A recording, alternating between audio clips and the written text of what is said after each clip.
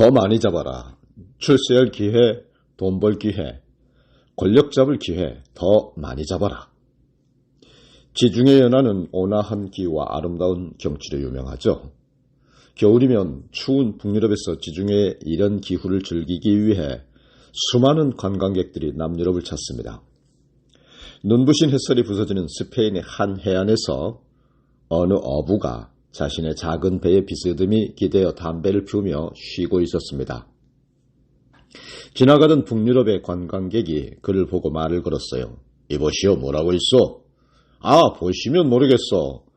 오늘 잡을 물고기를 다 잡아서 쉬고 있답니다. 의아하다는 듯이 관광객이 말합니다. 아니, 해가 중천인데 벌써 이 일을 마친단 말이오. 널린 게 물고기이니 더 잡지 않고요. 내가 왜 그래야 합니까?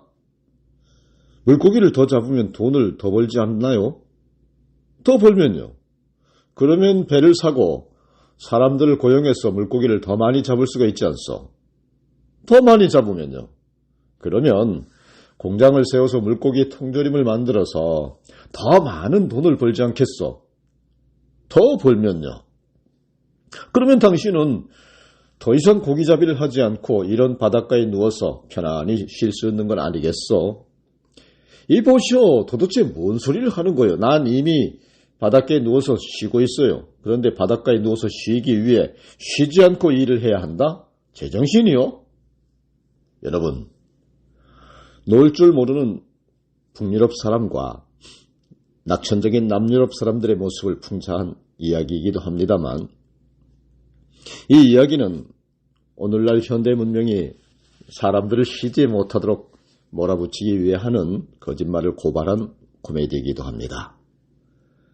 세상은 더 많이 소유하고 누리고 행복하기 위해 쉬지 않고 일해야 한다고 밀어붙입니다. 욕망을 무한하게 추구하는 것, 그게 행복의 길이라고 거의 우격다짐합니다. 그래서 그 압박을 거부하는 이들을 패배자다, 부적응자다라고 조롱합니다. 이 거짓말에 속은 우리들은 우리가 패배자가 아니라는 것을 확인하기 위해 끊임없이 더 큰 집, 더 좋은 차, 더 큰 성공과 지위를 얻으려 몸부림칩니다. 그 과정에서 우리의 영혼은 병들고 지쳐갑니다. 우리를 구원할 신비한 주문은 과연 어디에도 없을까요? 있습니다, 여러분. 바로 오늘, 바로 여기 우리가 읽은 주님의 기도문의 한 구절입니다. 마태복음 6장 11절입니다. 오늘 우리에게 일용할 양식을 주시옵고, 일용할 양식을 주시옵고, 일용할 양식을 주시옵고. 여러분, 오늘 저와 여러분이 은혜 받을 말씀은 이 말씀을 본문으로 한 왜 일용할 양식인가입니다. 오늘도 여러분, 말씀이 하나님이신 것을 믿으시면 아멘 하시기 바랍니다. 왜 고작 하루 먹을 일용할 양식이냐? 여러분, 주님의 기도문은 전반부에서 하나님의 나라를 먼저 구한 후 후반부에서는 우리의 필요를 구합니다. 그리고 우리의 필요는 다시 육의 필요와 영의 필요로 나뉘는데요. 육의 필요는 딱 한 가지 기도문으로 요약됩니다. 다 같이 따라서 하세요. 오늘 우리에게 일용할 양식을 주시옵고. 인류 대부분이 이해하는 이 기도문을 이해하는 데에 가장 어려움을 겪는 사람들이 있다면 아마 그것은 미국인들과 미국을 모델로 경제 성장을 이룬 우리나라 한국인들이 아닐까 생각합니다. 앞서 어부에게 왜 더 고기를 잡지 않느냐라고 물었던 관광객처럼 우리는 이런 의문이 생깁니다. 왜 고작 하루 먹을 일용할 양식이냐? 1년 살 양식, 아니 기왕이면 10년 살 양식을 구하거나 평생 살고도 남아서 자식에게 물려줄 양식을 구하지 않고 왜 하루치 양식만 구하느냐? 하나님이 인색하셔서 하루치밖에는 주지 않는 분이시기 때문인가? 여러분, 미국과 한국처럼 무한 욕망 추구를 찬양하고 보장해주는 사회에 살기에 우리는 일용할 양식으로 만족하는 이의 기도를 이해하기 어렵습니다. 그러나 이 기도를 이해하지 못한다면 우리는 이 기도문의 앞에 나오는 하나님 나라를 구하는 기도를 드릴 수도 없습니다. 뿐만이 아니라 이 기도문의 뒤에 나오는 영의 필요를 구하는 기도 역시 드릴 수가 없습니다. 왜 그럴까요? 무한한 욕망을 구하는 기도가 다른 모든 기도를 우리의 기도와 삶에서 밀어내버리기 때문입니다. 왜 그리스도의 제자들은 고작 하루살이 일용할 양식만을 구하는 것일까요? 왜 우리는 더 많은 양식을 구하지 않아도 되는 것일까요? 그 첫 번째 이유는 일용할 양식으로 충분하기 때문입니다. 저희 아이들이 어렸을 때 문제는 늘 밥을 남기는 것이었습니다. 아이 엄마는 늘 더 먹으라고 밥이고 반찬이고 잔뜩 챙겨주고 담아주지만 아이들은 항상 다 못 먹는다고 남깁니다. 누나가 동생 밥을 뺏어 먹는 일도 없고 동생이 남은 밥이나 반찬을 아까워하는 법도 없고요. 몰래 그냥 자기 방으로 가져다가 오늘 밤에 이불 덮고 혼자 먹어야지 하고 숨겨두는 법도 없습니다. 왜냐? 설마 엄마가 쌀 떨어졌다고 오늘은 밥 굶어야 한다 그럴 거라고 생각한 적이 없고 늘 밥과 반찬을 주되 부족함 없이 주었기 때문입니다. 하지만 만약 전쟁통의 부모 일은 고아였다면 그런 여유 부릴 수가 있을까요? 늘 배가 고프고 언제 먹을 수 있을지 모르기에 보이는 대로 먹을 걸 끌어다가 다 쌓아두었지 않았을까요? 그리스도인들은 풍요롭고 자비롭고 긍휼이 많으신 하나님을 아버지로 모신 아이들, 아들들, 딸들입니다. 우리는 고아가 아니라 늘 부족함 없이 채우시는 아버지의 아들과 딸들입니다. 그러므로 우리는 내일 먹을 것을 염려하여 먹을 것을 쌓아두지 않으면 안 되는 고아처럼 살 이유가 없습니다. 세상 사람들이 쌓아두며 살려고 하는 것은 전혀 이상한 일이 아닙니다. 그들에게는 자비로운 아버지가 없기 때문입니다. 6장 후반부에서 이 점을 예수님이 지적하셨습니다. 그러므로 염려하여 이르기를 무엇을 먹을까, 무엇을 마실까, 무엇을 입을까 하지 말라. 이는 다 이방인들이 구하는 것이라. 너희 천부께서 이 모든 것이 너희에게 있어야 할 줄 아시느니라 하셨습니다. 여러분, 이 교훈을 출애굽 후 광야를 통과하던 이스라엘 백성들도 배웠어요. 하나님은 날마다 그날 먹을 만큼의 만나를 내려주시면서 다음 날 먹을 것을 쌓아두지 말라고 하셨습니다. 왜 그러셨습니까? 다음 날에 또 주실 것이기 때문입니다. 매일매일 부족함 없이 먹이시는 하나님이신 것을 믿으라고 하는 것입니다. 출애굽기 16장 19절 20절에 모세가 그들에게 이르기를 아무든지 다음 날 아침까지 그것 만나를 남겨두지 말라 하였으나 그들이 모세에게 순종하지 아니하고 더러는 아침까지 두었더니 벌레가 생기고 냄새가 난지라 모세가 그들에게 노하니라 하셨습니다. 왜 사람들이 모세의 가르침에도 불구하고 다음 날까지 만나를 쌓아두었을까요? 노예 근성 때문입니다. 늘 배고픈 노예는 내일도 먹을 것이 생길지 확신하지 못하니 끌어모아 쌓아두어야 마음이 편안한 것입니다. 여러분, 내일이 불안한 노예의 근성에서 벗어나시기를 나사렛 예수 그리스도 이름으로 축원합니다. 우리를 결코 잊지 않으시고 부족함 없이 먹이시는 신실하신 하나님을 믿으세요. 그리하면 겨우 하루 먹을 일용할 양식으로도 넉넉하고 충분하다고 하는 사실을 믿으시길 바랍니다. 여러분, 우리가 하루 먹을 일용할 양식만 구해야 하는 두 번째 이유는요, 나뿐만이 아니라 이웃도 일용할 양식이 필요하기 때문입니다.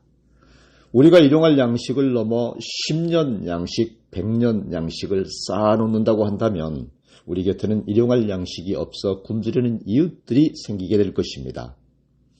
세계 기아 인구는 지난 수십 년간 지속적으로 감소했지만 최근 기후변화와 무력 분쟁 등으로 다시 증가하는 추세입니다. 놀랍게도 아직 지구 위에 사는 인류 10명 중 1명 이상은 매일 줄인 배를 움켜쥔 채 잠자리에 든다고 합니다. 이것은 아프리카나 남아메리카, 아시아 일부 지역과 같은 빈곤 국가만의 이야기가 아닙니다. 한국과 미국에서도 배를 굽는 사람들이 여전히 적지 않습니다. 식량이 부족해서일까요? 프란시스 라페의 책 굶주리는 세계에 보면 오늘날 전 세계는 지구상의 모든 사람들에게 매일 곡물, 육류, 생선, 우유 등을 포함한 1인당 2kg이 넘는 음식을 제공할 수 있는 식량 자원을 거의 매일 생산하고 있다고 하는 통계를 제시하고 있습니다. 이는 사람을 순식간에 비만에 걸리게 하고도 남을 만큼의 엄청난 양입니다. 가장 가난한 나라들조차도 자신들의 국민을 모두 먹이고도 남을 만큼의 식량을 여전히 생산하고 있는 거예요. 그런데 왜 굶는 사람들이 있습니까? 여러분, 그것은 자원이 소수에게 독점되고 있기 때문입니다. 일용할 양식으로 만족하지 못하는 사람들은 100년, 1000년, 심지어 만년이 지나도 다 못 먹을 만큼의 양식과 자원을 독점하고 여전히 더 끌어모으려고 하고 있습니다. 그들이 끌어모으는 동안에, 아니 정확히 말해서 빼앗는 동안에 빼앗기는 이들은 굶주림의 늪을 절대 벗어나지 못합니다. 남아도는 양식에도 불구하고 굶주리는 사람들을 마구 버려두는 구조와 질서는 불의한 거죠. 불의한 구조와 질서를 바꾸는 일은 어디에서 시작될까요? 바로 일용할 양식에만 만족하는 마음에서부터 시작됩니다.